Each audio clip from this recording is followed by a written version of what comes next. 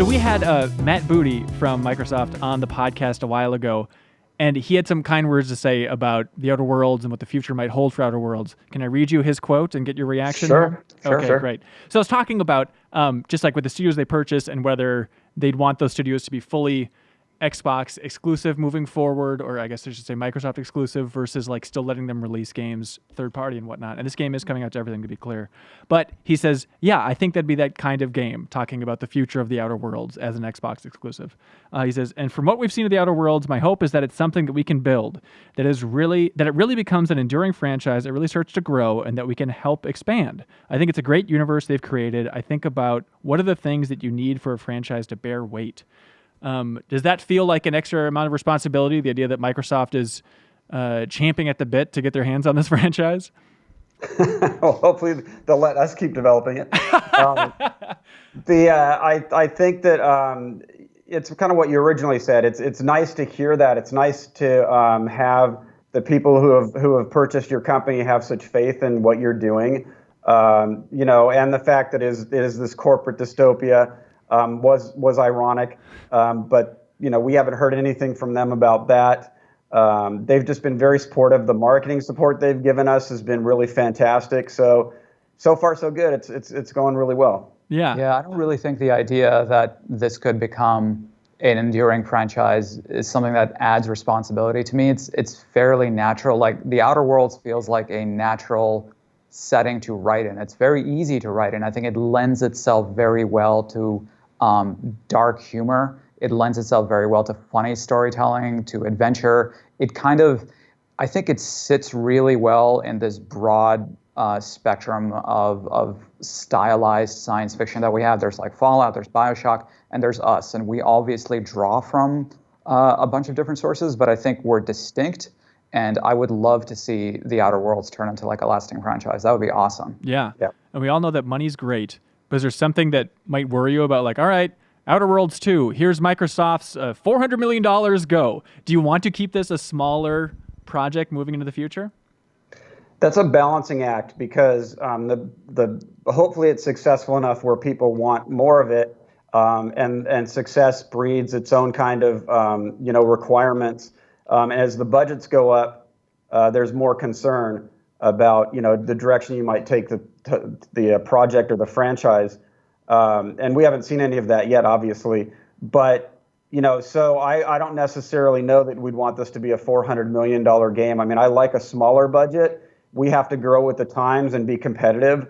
So this was a very small budget for this style of game, and hopefully we're bigger next time around. But I'd like to keep it a little bit on the smaller side. I feel like that gives us more creative control in terms of what is in the game. It helps us focus. It helps us make a polished game. Yeah. It feels better to me. Plus, we don't want like a 250 person team. Having a team where 70 people is a large team, but it still feels like a little bit of a smaller team. People on the project don't feel like they're just part of just doing one thing over and over and over again. They can feel like they're part of the creative process. That's very important to me, that people who are working on the project feel like their voices are being heard and that they have a say in what we're doing. Yeah. Do you feel like this franchise could work in a fully open world in the future?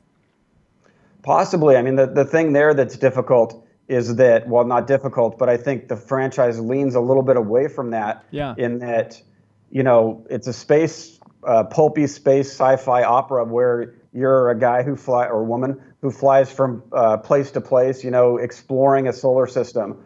So to have one giant map kind of like defeats that. Depending on the size of each map, that's time, that's resources. And, we're really interested to hear people's feedback on how they feel about the length of the game. Because right now, a lot of people who have played it, jump right back in to play a different type of character. And that seems to be a really positive experience for them, which is what we were hoping. So if then we turn around and make something that's 80 hours long, whether that would contain that same kind of excitement for them, whether that would be better or worse, we have to wait and hear from the fans on that. Yeah, it's interesting. Go ahead. I'd be curious about that too. I'm always skeptical of this idea that seems to be going around in AAA development, that open world is kind of the standard, that if you're going to have a very big budget game, that it should be open world. I think It's very easy to get burnt out on open world games because they tend to be so sprawling, so massive that every open world game you play tends to be kind of the same thing. Go here, collect that, see that landmark. I think there is a lot of value in having an open-ended game that is still structured around individual discrete levels. And it also tends to be easier to develop. I am always a fan of making the most of the budget that you have. I think that's what we did in this game. We didn't have a huge budget to start with. We had a relatively small team, but we concentrated on using that budget wisely to make a game that would satisfy what we're looking for. Yeah, absolutely. Well, and the fact that it's so open-ended and that we really want to react to what the players are doing, if it's a little bit more contained play spaces, that gives us much more control over how many different ways they can approach a situation, which ironically makes the players feel like they have more control and the game reacts better to them or to their choices. For sure. It's just so refreshing to play a game like this, and it's like, oh, it almost reminds me of like the structure of the first Mass Effect. I'm sure a lot of people have made that comparison, but it's like, I'm craving that. I think about that a lot. The fact that Mass Effect does kind of the same thing. It is a pretty open-ended game, but there are individual discrete levels that you can go to, and yet it feels like a big, expansive galaxy where you can kind of go everywhere. That, I think, is a very valid way to make RPGs also. Yeah, and as we learned with Mass Effect Andromeda, opening that world up even more, it has its consequences. It's tricky. It has some problems, yeah. It's really difficult. That was just a clip from a larger show called The Game Informer Show. You can find it on iTunes, Google Play, or GameInformer.com. We take the fun opportunities and exclusive information from Game Informer magazine and boil it into a show that airs every Thursday with exclusive cover story information, developer interviews, a lot of fun stuff. So come love games with us.